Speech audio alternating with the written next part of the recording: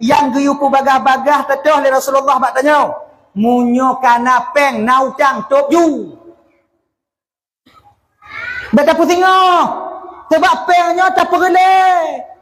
Untuk tak pusingah, tak pentuk, tak pusingah, tak lusa, akhirnya uang habis, utang tak terbayarkan. Kalau utang tak bayar di dunia, hana mehai saduk ngon tak cok. Tapi kalau utang tak bayar di akhirat, ngon amal tak bayar singah bang. Tanya yang pernah plung daripada utang, lari daripada utang. Ingat, ingat. Plung daripada utang. Walaupun kalian bebas di dunia, tapi ketika kiamat terjadi, bunga gelengkap di Allah Ta'ala. Dah. Padang masyar mulai berlaku. Bak watengan lam padang masyar. Bandung urang yang tamu utang lam dunia yo belum tak bayar, tajak setot bandung watengan. Tajak setot ke putungku. Tajak juk amal tanya kurengan. Kalau amal tanya kabeh ki bantungku, dosa mereka yang kita tanggung di sini di dunia.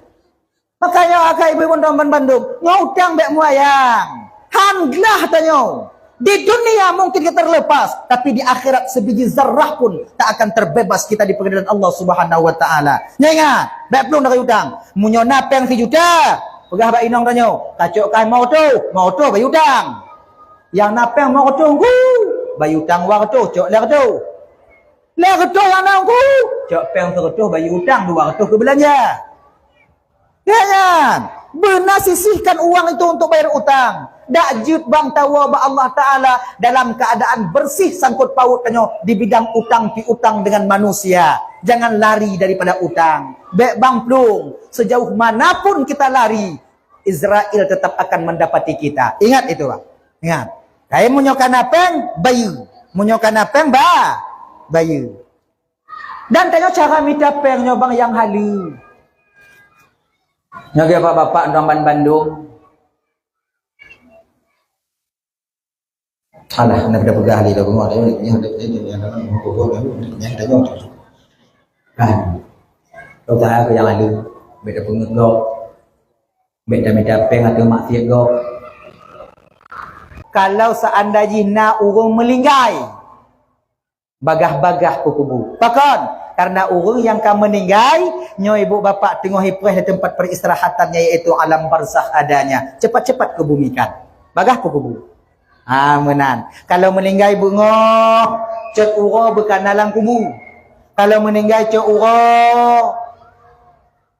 tuput bukan dalam kubu.